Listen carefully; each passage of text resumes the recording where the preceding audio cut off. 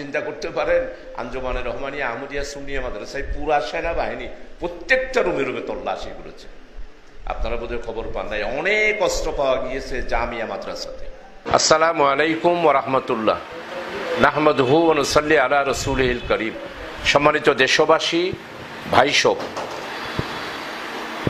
একটি ভুল অনলাইনে একটি বক্তব্যের কারণে যেই ভুল বিভ্রান্তি হয়েছে, সেই বিভ্রান্তির ব্যাপারে আমি আমার বক্তব্য তুলে ধরার জন্য আজকে লাইভে এসেছি।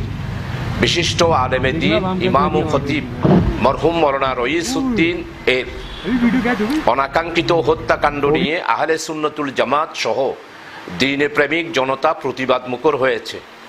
আমরাও এখনও হত্যাকাণ্ডের তীব্র নিন্দা জ্ঞাপন করছি এবং আইনের আওতায় এনে প্রকৃত আসামিদেরকে এবং দোষীদেরকে গ্রেপ্তার করে উপযুক্ত শাস্তির দাবি করছি। এই প্রসঙ্গে উল্লেখ্য যে বিগত 5ই মে আমি কেন্দ্রীয় কর্মসূচিতে অংশগ্রহণের জন্য ঢাকায় ছিলাম। অতঃপর চট্টগ্রাম মহানগরী জামাতের উদ্যোগে